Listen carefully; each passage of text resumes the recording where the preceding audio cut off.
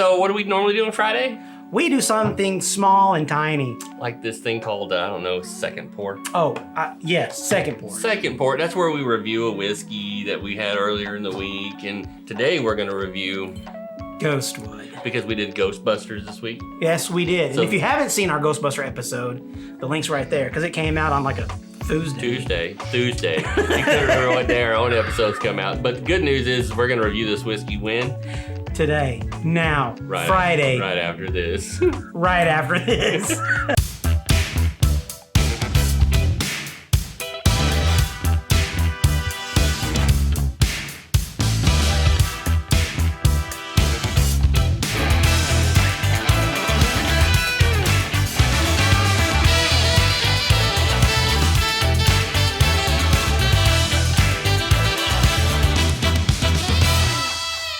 Welcome to Second Pour. My name is Jeff. And you know what? What? I'm pretty sure I'm Zane. I'm pretty sure you are Zane. And today we're going to review Ghostwood Whiskey. That is correct, because today, as experts, we're going to tell you everything you need to know about this whiskey and whether or not you should try it. But we're not experts. But we are going to tell you all about what we know about this whiskey. This is Ghostwood. It's a blended bourbon whiskey. It's made with 4 grains. Yes. It's never aged less than 4 years, they say.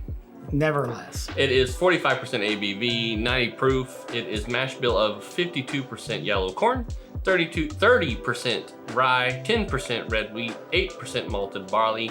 And it is bottled in Montana. What I don't know is if they really are distilling it themselves or if they're just purchasing bottles of barrels of whiskey. My understanding is that the selection of what they do, if they're bringing in anything else, it'll be possibly the rye or the other components of the whiskey, but so they're distilling a portion of the bourbon? At least, because of the big kick on this one is the fact that they went and found a particular type of corn that they wanted to, or the particular types of things they wanted to. We were talking about this. They're doing like the terroir thing where they're trying to get it for certain regions. They're trying to reach that. And so that leads me to believe that this is their whiskey. So we're saying this is actually a grain to glass. Are they growing that grain? No, they went and found farms that they paired with. I got you. And it's like only their. Okay, so it's similar to that. That kind of almost the same thing. They're just not growing the grain. It's like they go to Mr. Smith because Mr. Smith's corn is better than Mr. Jones's. Yeah. And they're like, hey, Mr. Smith, we want you to sell us your corn. I got you. Okay, so and that's what they did. Okay. So intentional all the way through. This is like taking a craft whiskey and what I feel like all craft whiskeys should be. Oh, okay, yeah. You know? Well, where did that glass come from? I think somebody's wanting a drink. Mr. Producer, would you like a snort? I think little Davey wants a little drink. That's right. Actually, I could use a little pour in my glass. So this whiskey runs about $60, $65. Yes. So it's not a cheap whiskey. Not at all. And that's the thing with these craft whiskey guys. I mean, when you start getting into competitive markets of $60, $65, I'm sorry, but I'm gonna be right up front. It better be a $60, $65 bottle of whiskey. Yeah. Honestly, I went out, there's not a ton of reviews on this yet. So this is fairly new whiskey for a lot of people. I think this got close to us like Texas and then it kind of trickled into our area. So the way I found out about it was one of the manager of one of the whiskey procurers, we call those liquor stores. Liquor stores? Yeah, he was like, hey, have you had Ghostwood? And I was like, no, I haven't. And so we had a little, here, have some sparkling water while in the store. Oh, I like sparkling water when I'm thirsty. So I had some sparkling water, and actually what's interesting is I came out with a bottle of Ghostwood. Go figure. So yeah, that being said, Yeah. That was my introduction to it. So I say we do what we normally do then. And we nose this whiskey and see if what we get out of it semi-matches what they say we should be getting. Let's do it. Okay, let's do it. It smells like whiskey. It smells like whiskey. It does smell like whiskey. Now, I will say I get a lot of brown sugar, caramel off the smell of that. Yeah, absolutely. It's a very much snickerdoodly. Yeah, right? I think you nailed it. Yeah, it smells great. It does. Now, it's not a high proof whiskey. This is what, 90 proof, I remember, right? Yeah. So it's not going to be busted. It's not 80, kind of thing. but it's It smells not bad. Now, the official notes are Oak with hints of toffee and spice. If that doesn't kind of scream snickerdoodly, Snickers bar. You get a lot of toffee flavor notes in a lot of whiskeys and stuff, but what I like about it is they're like, yeah, this is what it's going to smell like. Yeah. And that's kind of, they left it there. So, you know, the next step for what it smells like? What does it taste like? What does it taste like? So I say we taste this.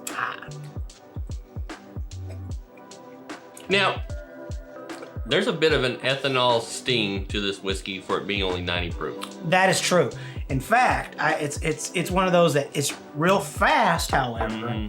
But then at the onset of the drink, as it goes through the mouth, it's almost like water, where it's like I'm thinking to myself, I could drink this pretty fast. Now, it can't be real high rye, I don't think. It's not real dry. No, it's not. Rye tends to kind of dry out a whiskey a little bit. This doesn't. This is more pointing towards a corn.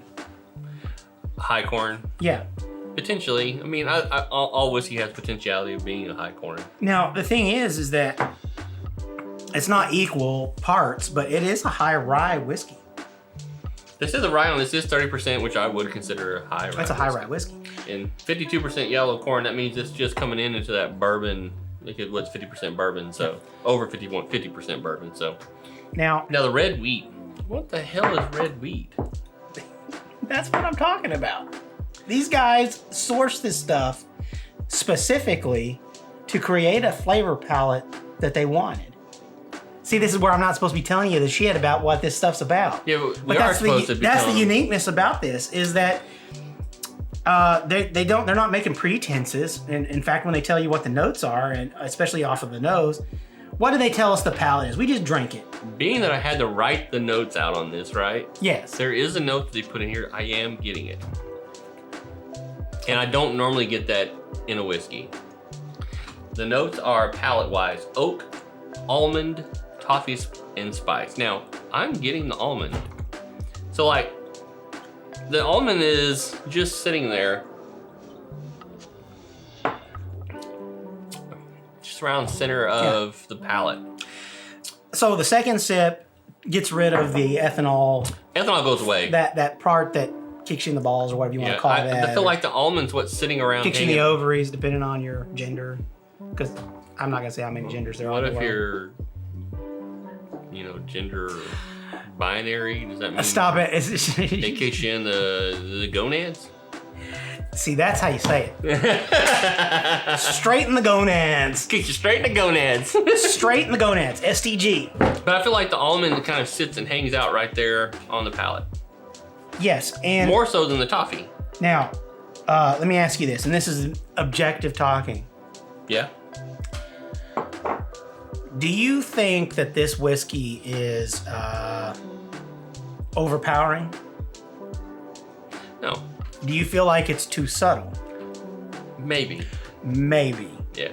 It's maybe. Yeah. The thing is that there's stuff going on, but it's not like here it is. Yeah. It does require you to kind of break it down. If you're new to whiskey, yes, you're gonna like, okay, I get the oak, I get the toffee. Yes. Okay, the oak, I get the toffee.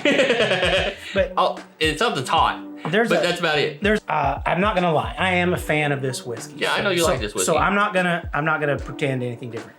However, I feel like this whiskey is one of the few that has 3 full stages of enjoyment. So you're saying let it open up a little bit? Yeah. Well, I'm saying it's like you have that first drink, then you have that open part of it that you hit your mid palate. You're really deciding how it finishes.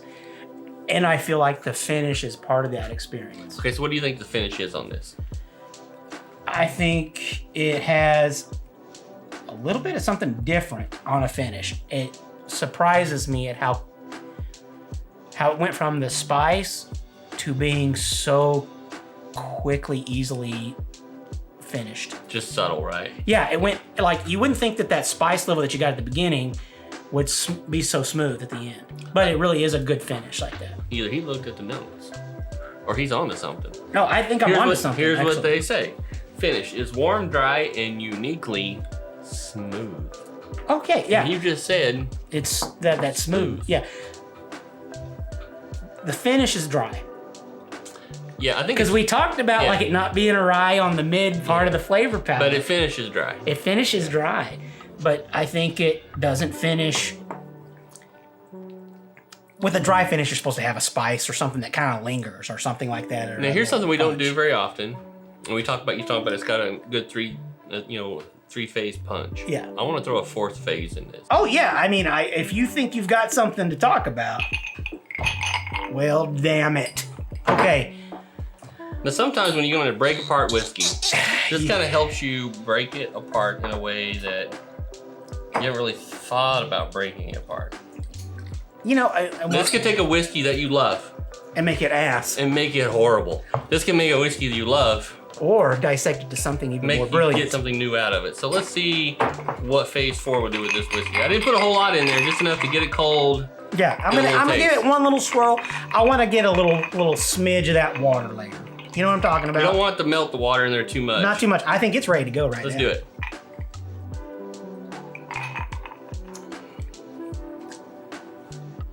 Interestingly enough, it heated it up. It sure as hell did. It warmed it up just enough, so it took that alcohol level and threw it toward the top. It's not so much like on the front end, it's like the rest of the way down. Mm-hmm. Yeah, that's actually not bad. Now there's chocolate.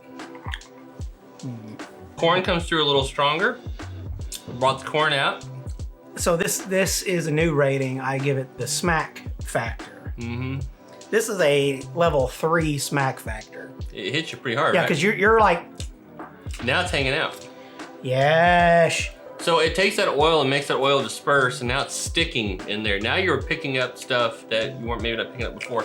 Now, honestly, that toffee tastes more chewy now than it did when you first... It's like a brown cow. Here's something I want to throw out there.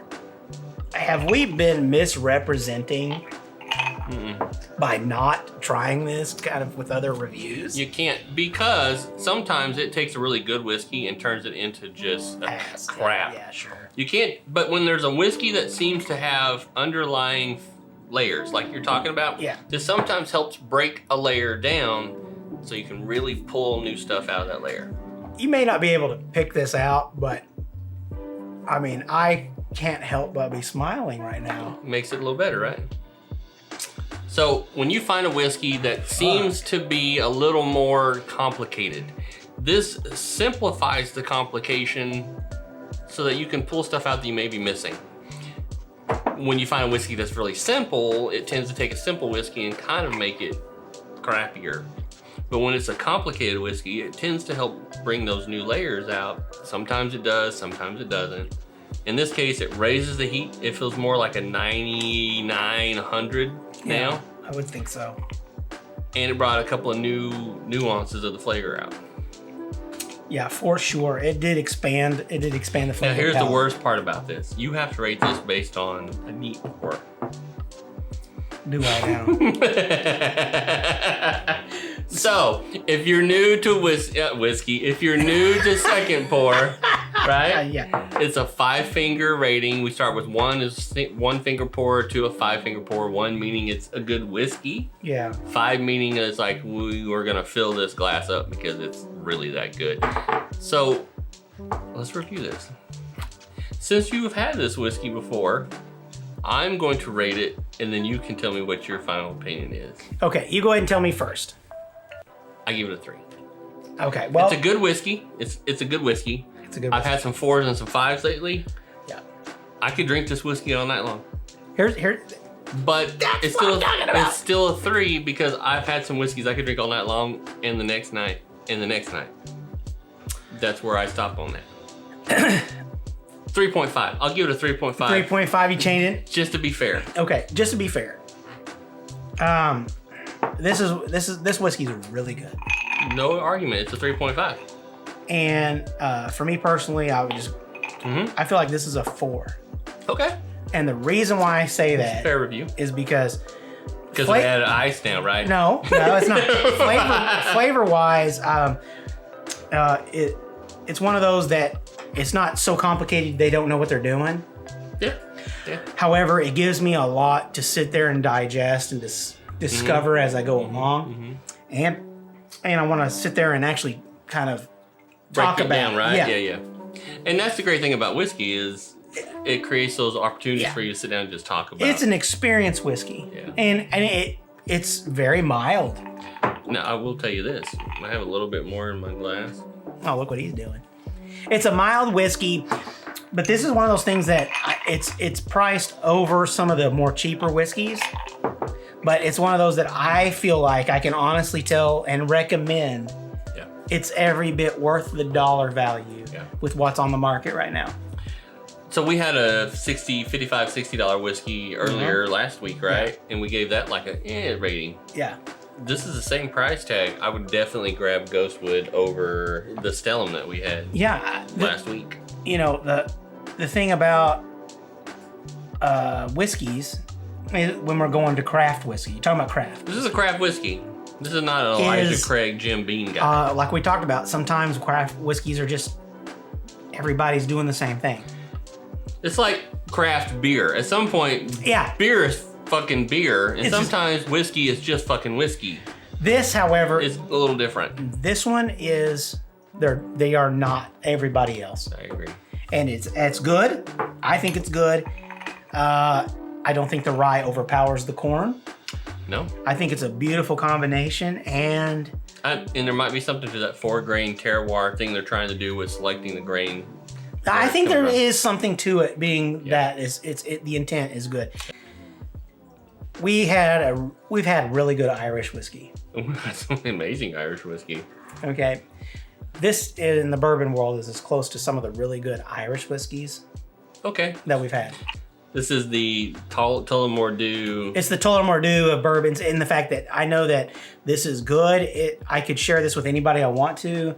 They're gonna like it, that are whiskey drinkers. Yeah. And the problem, there's only one problem, is that this bottle will not last. And this may be a rare whiskey for some people because this is only available in our area recently. Yeah. So that means it may not be available across the nation yet. It's only coming out of Montana. That's probably run into a craft whiskey makers. Sure. So if you can get Ghostwood, we say try it.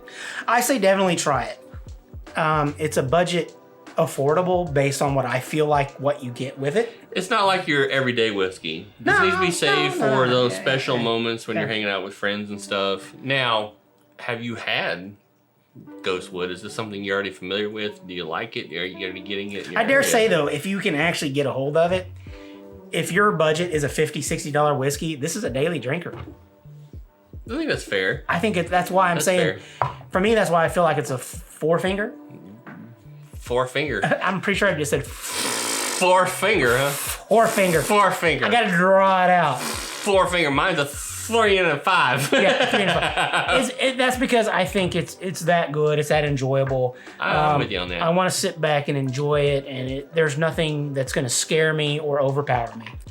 So what we do say, though, is continue to visit us on the web and check out our Facebook group page and talk more about Ghostwood Whiskey or any other whiskey. Yeah. As well as don't forget to like, share, and subscribe. Because dinging our dong is how you get notified of when we post. Notified?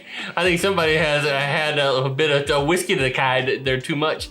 So in the meantime, as he's two-fisting it, you guys continue to be cool this week, and we will check you out next week when we do Whiskey Pop on Tuesday. In the meantime, be safe, and hey, ice it up, drink it neat, because there's no wrong way.